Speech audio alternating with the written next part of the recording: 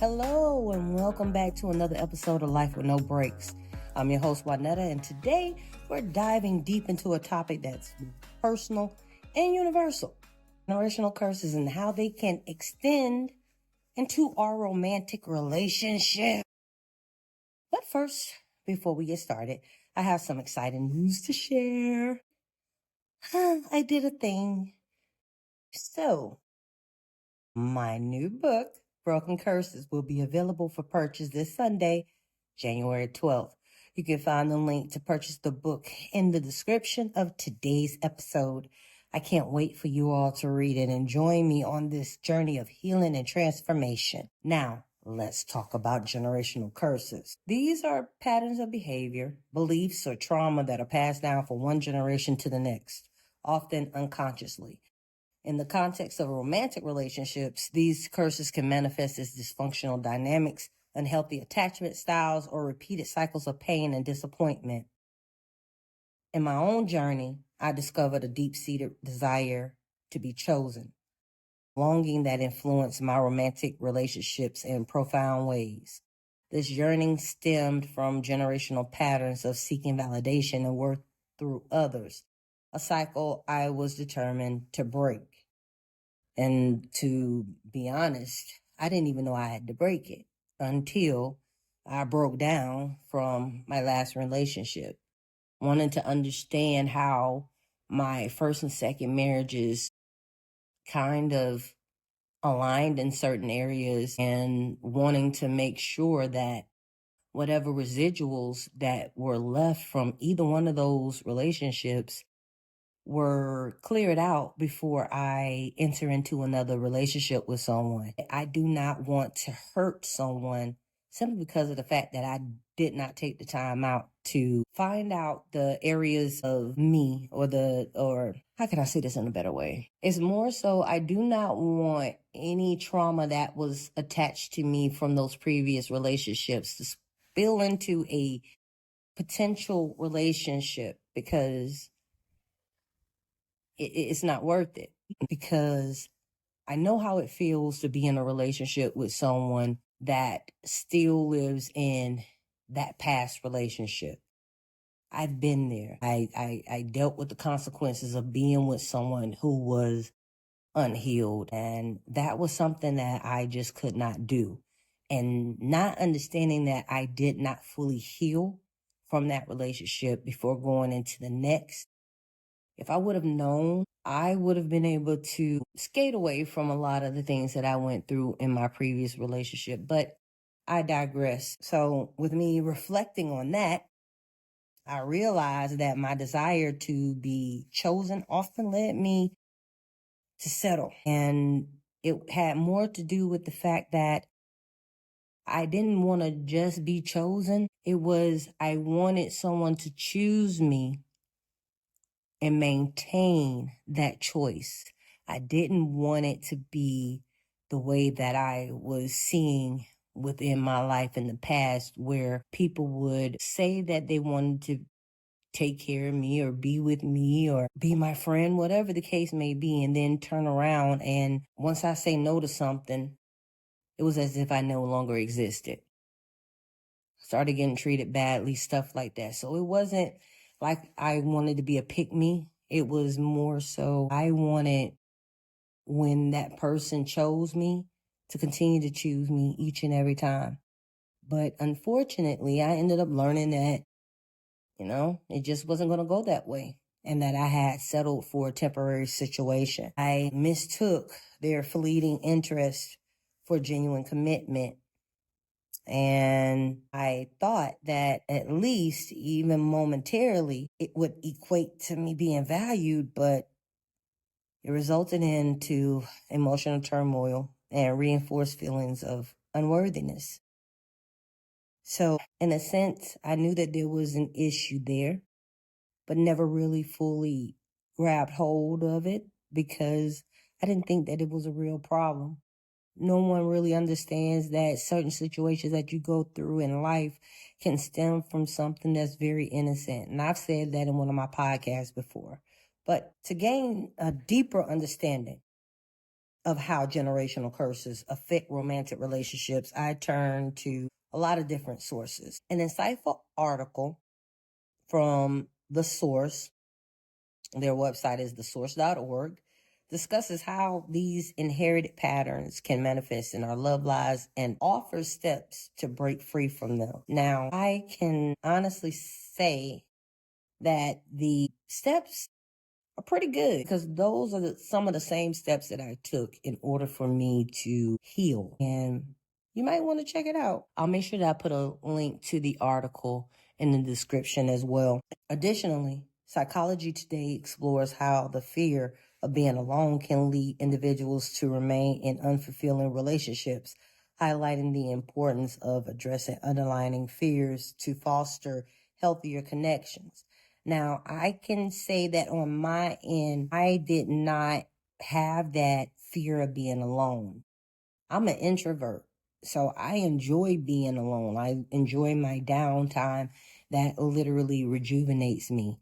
At the end of the day, it doesn't matter if I am by myself or if I'm with a partner. I don't have that lonely feeling, if you understand.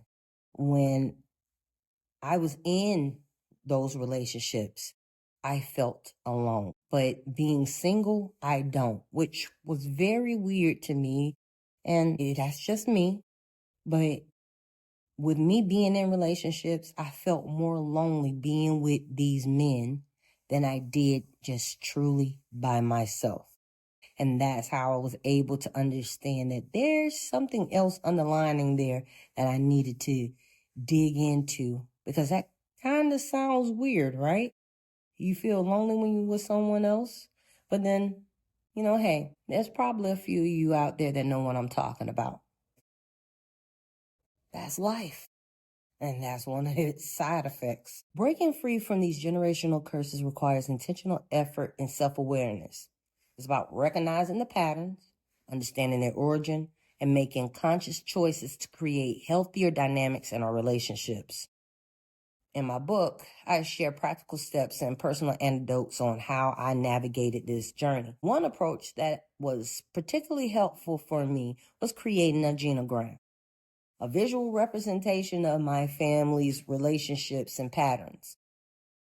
This tool allowed me to identify recurring themes and understand how they influence my behavior in romantic relationships. And going to the article from the source will show you kind of an outline of how to do that, because it's like you're creating your own little family tree, but you're also answering the questions that come along with each of those people that are within that tree. So it's really cool. Please check that out. If you're having any issues like trying to break generational curses, I suggest you go to that site, look at what they have there to offer, and see if you can use that as a guide. Baby, you don't understand. A part of this healing process began before my second marriage ended. Like, while I was still in the marriage with the man, I was doing these things because I wanted to make sure that I don't do this dumb crap again. So sometimes a little bit of self-reflection you got to do. And hey, if someone turns around and asks you, why you doing that? You ain't got to tell them. Just keep working on you. Now let's switch gears a bit and move into the rapid fire segment. I'll answer some common questions related to today's topic. So, you ready? All right. Well, first, what's a generational curse? Well, a generational curse refers to negative patterns or behaviors that are passed down through families, often unconsciously affecting multiple generations. How can generational curses impact romantic relationships?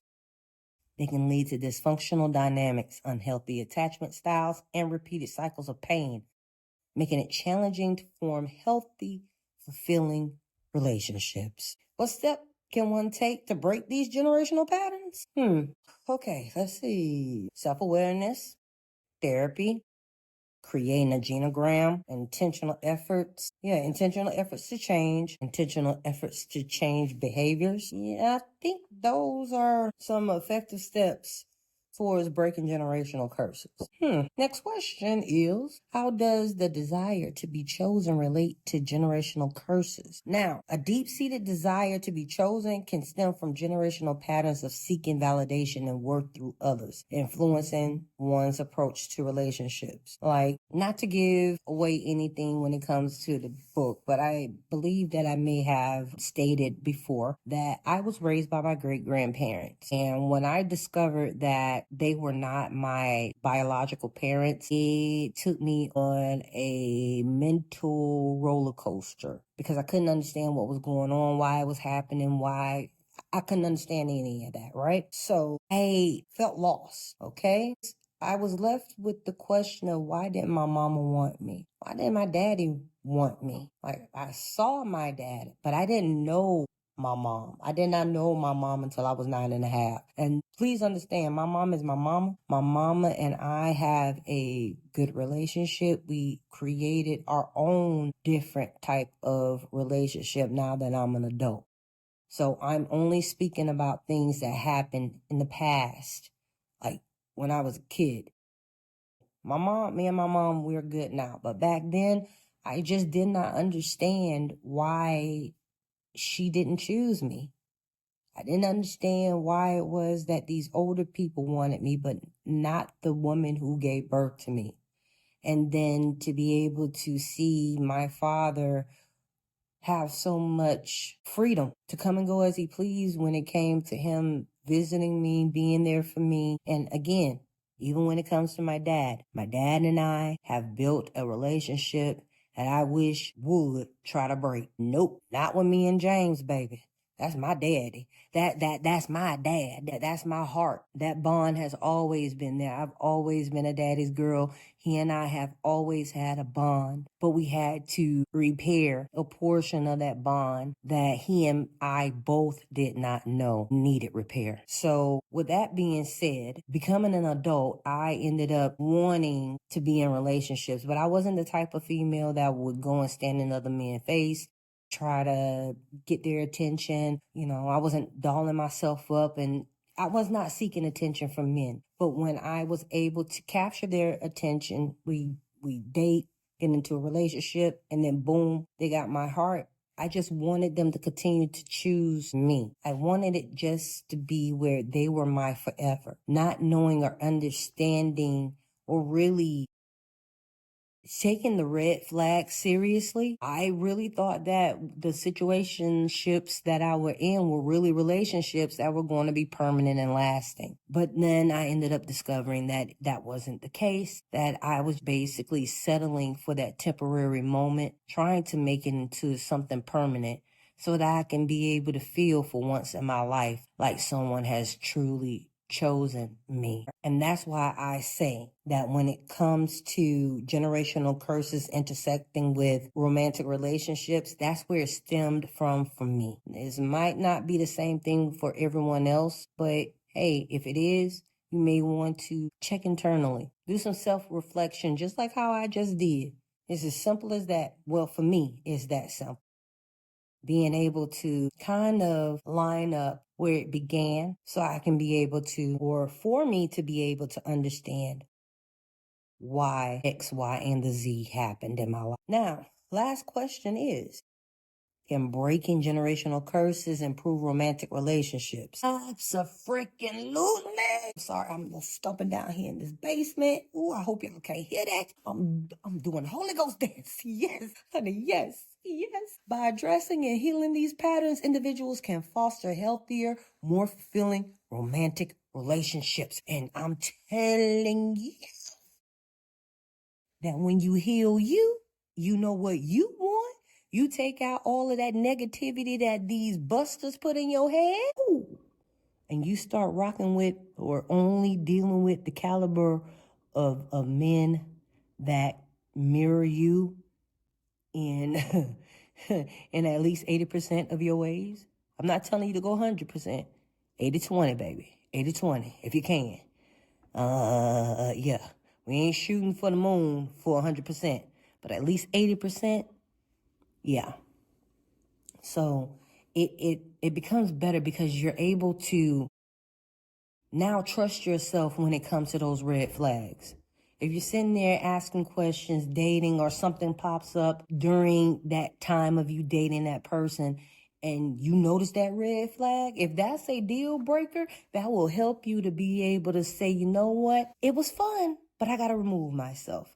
It gives you more of a control, or it gives you more control over the situation for yourself from an individual standpoint. So yes, honey, addressing and healing, yes, it will help.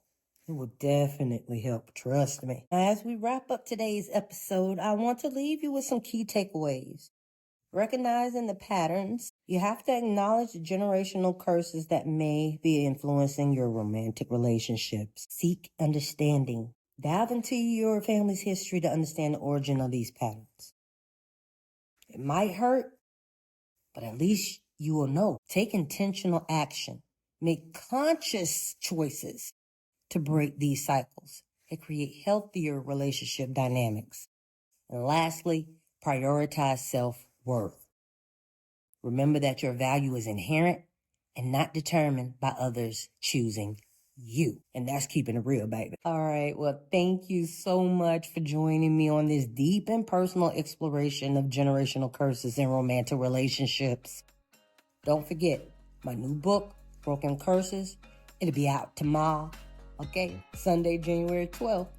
The link is in the description of today's episode. Until next time, remember, stay blessed, stay unbothered, and as always, have a good one.